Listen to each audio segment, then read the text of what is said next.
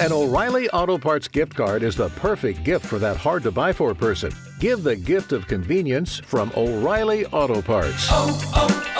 O'Reilly Auto Parts. Hey, it's JD here, and off the top of the show, I just want to make a quick announcement that Podlist is coming back. That's right, Podlist 5 to be exact. And what is a Podlist exactly? Well, it's a podcast playlist. It's a Podlist. Podlist 5 will launch July 8th, 2024, and this is your official call for submissions. I am looking for your Pavement or Pavement-adjacent songs recorded on a WAV file sent to me via jd@meetingmalcolmus.com, or we transfer, preferably, because the files will be big. MP3s are okay, but WAV files rule the day. I need these files from you by June 15th of 2024 in order to make the cut. So get your files to me on or before June 15th. Get your band together. Pick up an acoustic guitar and just play your balls off for whatever song you choose. It's going to be great. We're going to have a lot of fun, and maybe we'll do something a little bit different this year with the pod list once it's done. When you send me the file, please send me your band name or your handle, as well as any pertinent information about the band that I need to know to introduce your song. That's what I've got for you. This is your official call for submissions. Again, WAV files on or before June 15th to make pod list number 5 a reality.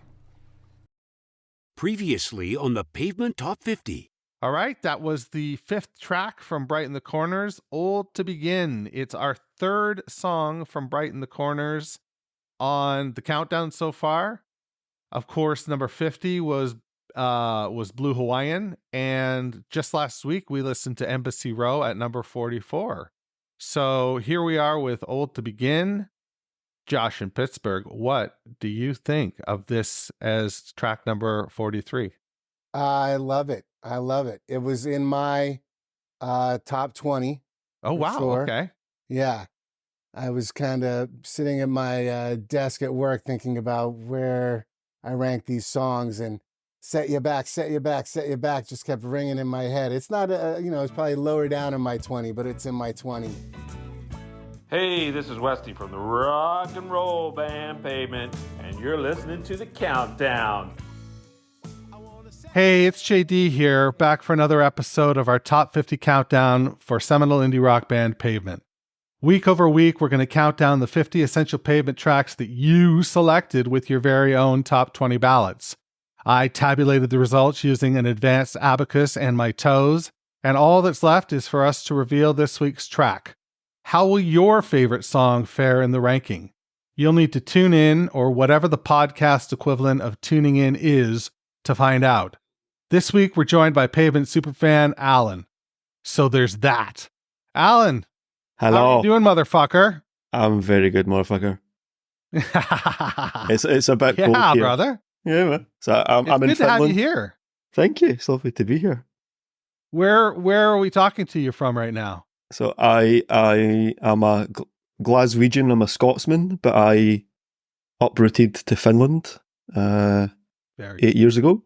So we live on the west coast of Finland. So kind of like in the Glasgow of Finland, I would say. The Glasgow of Finland. The Glasgow of Finland, yeah, man. So it's a very cool place then, because Glasgow is very fucking cool. Yeah, well, this is very, very cool just now, literally, because it's minus 25.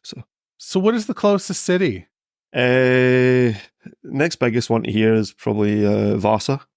Okay. Like population size. My Scandinavian geography isn't what it should be, but we're about 3.5 hours on the train from Helsinki. So okay. We're quite probably about 2/3 of the way up. If you drive for another 3 hours, then you're starting to hit like the Arctic Circle and Lapland. Wow. Yeah.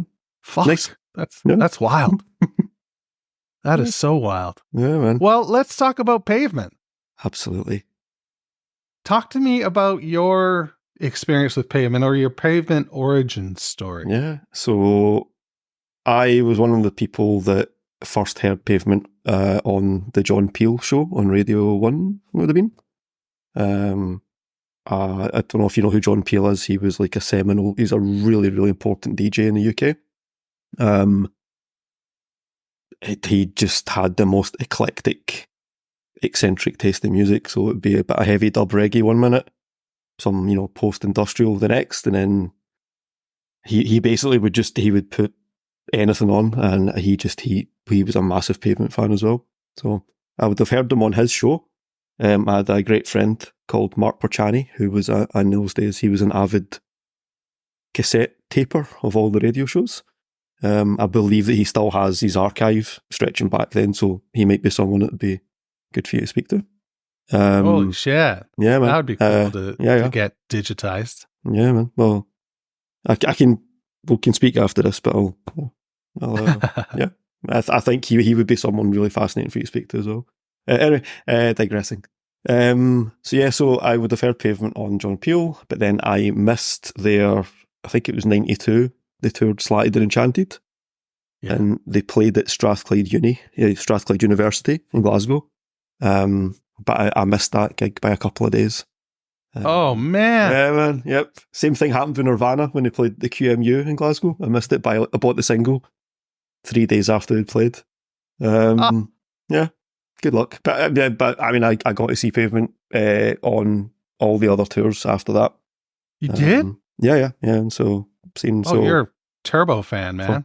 Awesome, man. Yeah. So Crooked Rain, and then Breaking the Corners, and all that. What do you think it is about the UK that really they adopted Pavement in a way that in a way that the rest of the world just didn't? Like they were popular in the US, of course, and popular in Canada, but it seems like the UK and Scotland, like it's much bigger than that. Yeah, it's exactly that. It's almost the same way people are about like the Rocky Horror Show. So I'm a huge fan of the Rocky Horror Show, huge fan of Pavement, and it's kind of like it for a long time. Like in the mid-90s, it was like a barometer, to use of. Okay, these people seem kind of cool. Do you like Pavement? Yes, awesome. So it was like not being like cool and elitist, but just kind of okay. These are people who are obviously switched on. They're probably into the same kind of literature and other bands that we would like. So then it's just I think they were just such a, or they still are. They're just an amazing stepping stone into so much other, literature and like architecture and psychology. It's just the subject matter of the songs once you actually delve through the lyrics. It puts you on a lot of different nice paths, I would say. Yeah, but I think especially like, so I'm from Glasgow, so as you've experienced, a Glasgow audience, we're very vocal and we really attach ourselves. It's the city's. There's a lot of emotion there. A lot of it centred towards football teams, but it's also bands. We really love our bands. And I'd say the next kind of similar one city is probably like Manchester or Liverpool, where it's the same kind of vibe as Glasgow. Wow. Yeah. I visited both on my UK tour. Yeah. When I followed Pavement, I didn't tour, but I followed their tour. Yeah. I went to Manchester. I was only there for like 30 hours, so I didn't get to see much, but I saw a show. So that was cool. Yeah. What was your favorite tour that you saw them on? It would have been Brighton the Corners, because they played at the Glasgow School of Art. Okay. So I was studying just around the corner from it at the time. So I went up to the art school and I knew the guy called Simon Fox, who was the entertainments officer there. So he was the one responsible for booking all the bands for that year. And I said to him, I'm obviously a massive fan. Is it possible to maybe see the guys before the sound check? Just to say hi and stuff. And he was like, well, we can't do that, but because we knew each other as well. So he was like, do you want to come to the after show? And I was like, oh, yeah. So So yeah, so so there was a bunch of us went, and I think it was 5 of us that went there, and then watched an amazing gig, really, really great gig. And then we went to the after show afterwards and got to hang out with them. I had a chat with Malcolmus for about 2 hours, and just such engaging people, you know, and like met the whole band. Yeah, I had on like an old, it was a T-shirt that it turns out that Mark Ibold designed it. So I got it on the Crooked Rain tour. So it's like this kind of cross stitch thing. And then at the gig at the art school, like Ibold was like, "Can I buy that T-shirt off you? Because we don't have any left." And I was like, "Nah, I love this, man." Yeah. Oh. But they were just, I mean, I think they spent easily 5-6 hours just chilling with the fans in the after show and just being just really, really nice guys. And you nailed Malcolmus down for that long. Yeah, man. He was nicely done. I think I really annoyed. There's I don't know if you know, there's a really kind of very important band from Glasgow called the Pastels. So they were both on Geographic Domino at the same time. Okay, yeah, Domino. So Pastels were the support band. Okay. For that gig, and then Stephen, the singer, so he was talking to Malcolmus, and I came down the stairs and spotted Malcolmus, and I think I kind of interrupted him being a bit of a fanboy, and I think Stephen got a little bit annoyed at me. Stephen Pastel got a little bit annoyed at me, but you know, I think we've made up since then, I'm sure. So, man. Yeah. So, what was it about that show, other than meeting the band, or was that why that was the show? Is it because you met the band? I mean, I think I bumped into them again after other gigs as well, and like, I just think it was that I think that was peak. I think that was just, it was like they were just completely riding the zeitgeist, and yeah, they were on their absolute A game, you know, and just I just felt like they could have, you know, thrown a can down a set of stairs, and they would still have got something really musical from it, and you know, just created some wonderful piece of music. So what's your record? Which is your record? The one that you cleave to the most? Right. Tough call, right? Sophie's Choice. Yeah, totally, man. But the track that I always go back to is Here. Like, that's just my go-to. And I was playing it. I've got 2 kids. I've got a 9-year-old and a 7-year-old, and I was playing it, and my daughter was like, "Is that your band?" And I was like, "No, this is Uncle Stephen and his band. It's not as, but we would maybe aspire to being a 10th of that, you know, or even 1% of that." But yeah, no, I think it's the same for a lot of people. They've got so much attachment to that track, you know. But it's the same as any song, really. I mean, it's for me, having grown up, you know, and you know, that was my kind of teenage formative years, late teenage formative years, and early 20s, and just so many memories on, you know, when I bought that record, or you know, any of the records, and you know, remembering being at different friends at their house and sticking vinyl on and listening to it for the first time, and people. There was a guy, I think his name was Dawson. He was a complete metalhead. He was a friend of a friend, and he was like, "What is this?" You know, and I was like, "Oh, this is Pavement. This is a new record," and he was hooked. You know, from first listen. That was it. Yeah, man, we just put it on. I think it was Crooked Rain. Put it on and just played it 4 or 5 times in a row, and he was like, "This is awesome stuff, man." And then from that sort of fucking record. Yeah. I mean, that's why I think it's that they are just such a good, like, great gateway band. You know, I think they're like, now I would say that the band that I'm probably equally as passionate about after them would be like the Super Furry Animals. Oh, cool! I'm doing a podcast about them next week. Awesome, man! Awesome. Yeah. No, it'll be out in the fall. That podcast will be out in the fall, but I'm doing it next week. They're just, it's like anyone who's never heard them before, they're so lucky because they've got such a just beautiful back catalogue, you know, and like It's such a wealth of material there as well. Well, we'll have to talk about them when we get off the podcast. Yeah, definitely. Because I would like to get your take. What do you say we get to the main course and we listen to track number 42? No. All right, there you go. do you think all they right, deserve we'll come right back after this break with more from Alan, and we'll talk about track 42. Need parts now? O'ReillyAuto.com offers in-store pickup, same-day home delivery, or next-day home shipping. Get more parts your way at O'Reilly Auto Parts.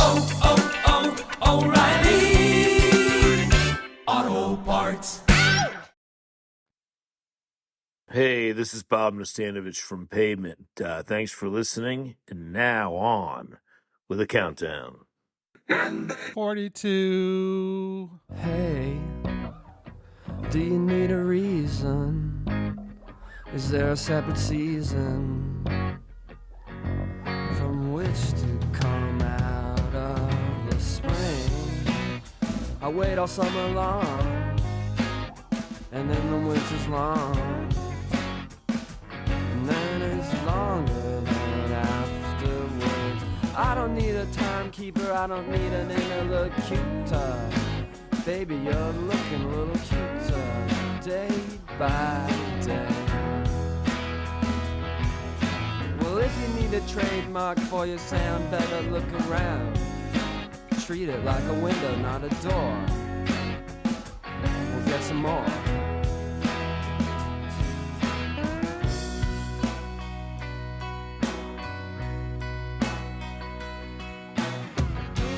Maybe I could be a squirt. Loosen up your magic dirt.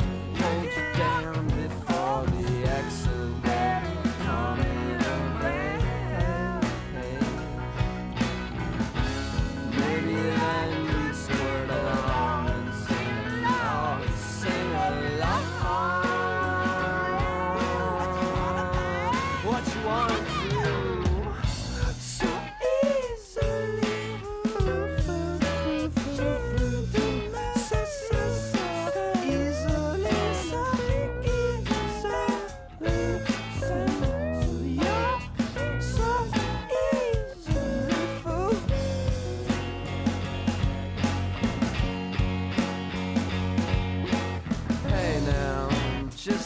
Some respects I might be enough to cover you up and hold you down next to me, run you around. Blink at me, you might see that the color is red, blurring up your eyes and your head, seeking for the sound that you're dead to run up to the deep.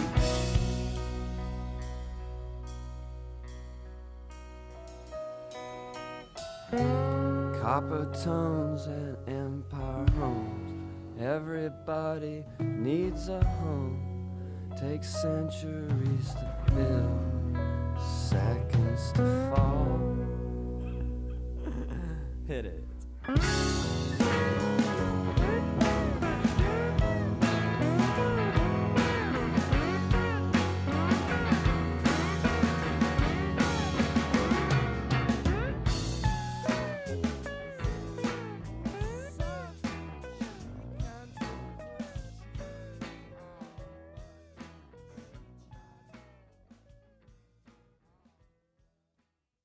Okay, track number 42, Easily Fooled, comes from the Rattled by the Rush EP, and it's the third track on that EP, and it later appeared on the Sorted Seminole edition of Wowie Zowie reissue, along with its EP bandmate False Scorpion, and it was track number 22 on that second disc of the Sorted Sentinels collection, the reissue. So, Alan, yeah, what do you think of Easily Fooled? Love it. It's on, like I said to you, off air. It's probably one of my favourite tracks alongside Here. Yeah, it's just such an amazing track. Love the meandering nature of it. Just really acerbic lyrics, and yeah, like it's awesome track to jam along to. Yeah, I bet. Yeah, I bet it would. Yeah, Because and it is very jammy, isn't it? Yeah, absolutely, man. And it's one of those ones. Well, most of their stuff, the more you listen, it's like a lovely painting. It's like an oral painting. It's the more you listen to it, there's a new layer. There's like a little piano in the left speaker, and then there's a little guitar scrape in the right, and you don't really notice it maybe the first couple of listens, and you hear these lovely, almost, I think it's Malcolmus kind of doing some kind of faux Mick Jagger kind of high, like vocal harmonizing with himself. It's just all these you can just imagine them in the studio, another track, kind of, and then which is rare for them, right? Yeah, well, yeah, I think, yeah. Apart from when like Nastanovich putting on, they don't seem like studio builders to me. They seem like one take wonders, Yeah. I think it depends on the record. So the fact that he's singing backup vocals with himself, is wild. No, I love it. Great. That whole single EP, awesome, man. Awesome. Yeah. And it has my favourite line as well. About the it takes centuries to build and seconds to fall. Just lovely poetry. Yeah. So yeah. It is. There's some real lovely and I love the rhythm. Yeah. I love the rhythm of his lyrics. I don't need a timekeeper. I don't need an interlocutor. Yeah. Right? Like and the timekeeper part strikes me because the song starts with just bass, guitar, and vocal. Yeah. And then in the like third line of the song, the drums come in. Yeah. And it lifts the song. Like it just lifts it even more. Yeah. It's just it's stunning. I think you can also hear in like the latter parts of it. It's like it's almost like it's the kind of genesis for folk jam as well. Especially some of the vocal deliveries and some of the guitar phrase and like the drums. It's like I only noticed it like last night when I was listening to it. And I was like, "Fuck that sounds a lot like." I think it's more about the bit of in folk jam when he starts talking about Irish folk tales scare the shit out of me.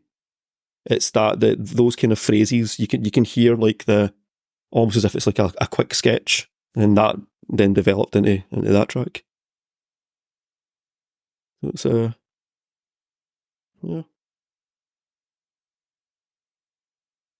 You still? Yep. Sorry, everything froze there. Sorry. No, it's okay. But yeah, no, it's part of doing this with people from all over the world, right? Yeah. The united family of Pavement. Yeah. Like I say, it's so nice to talk to somebody because I did the whole first season of the show like by myself. So it's so cool to hear people's Pavement stories and what they think of these songs. Yeah. Where do you think? What do you think about Where It Falls? Easily Fooled, number 42. It's your favorite song, so I'm guessing you wish it were a bit higher. Top 3. Yeah. It's top 3 for you. Oh fuck yeah! And I would say Grounded here and Easily Fooled would be very very tough top 3 to place for me. Wow! So you must be a bit disappointed that it's 42. No, it's.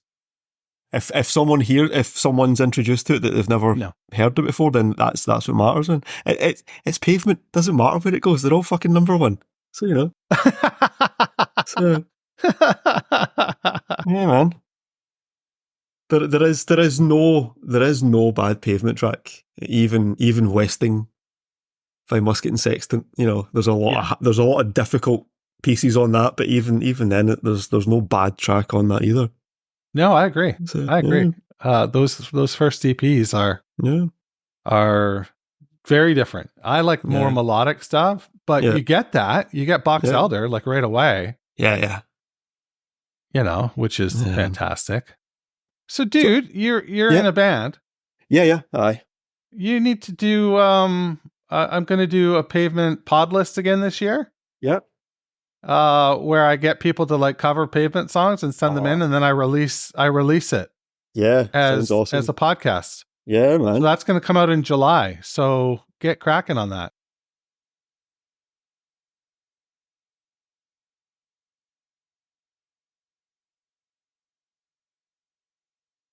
So I'm trying.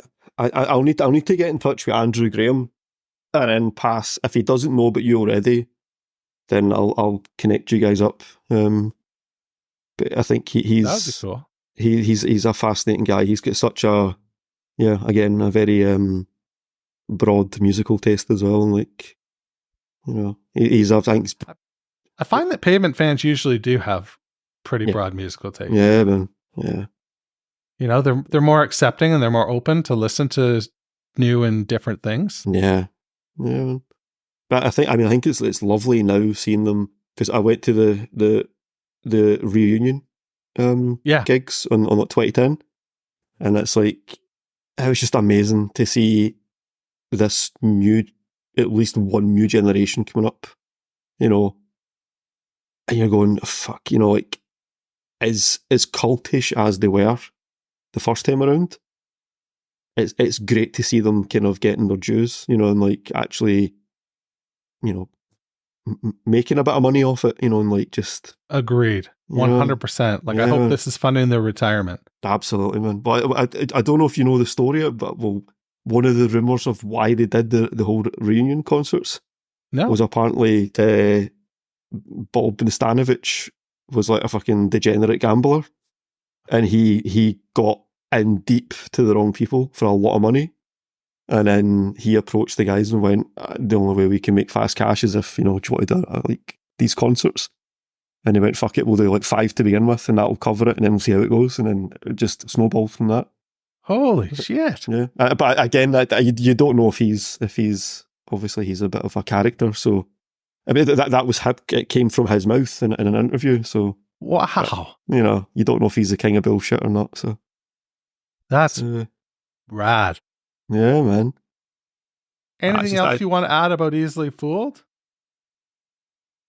If you've not heard it before, go and listen to it, and if you've heard it before, go and listen to it 5 more times, and just absorb.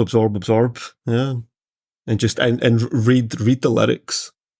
Read the lyrics on their own merit, and then and you know, really listen to them and the kind of cadence and the delivery and the track when it's playing. Yeah, lovely messages, and yeah. It's been great talking to you. Yeah, you too, man. That's all I got for you this week. So without further ado, stay cool and wash your goddamn hands. Absolutely, man. Hero, as we say here. Thanks for listening to Meeting Malcolmus, a Pavement podcast, where we count down the top 50 Pavement tracks, as selected by you. If you've got questions or concerns, please shoot me an email, jd@meetingmalcolmus.com.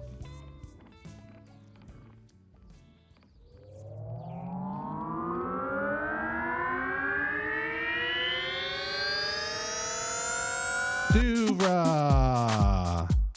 podcasts and such.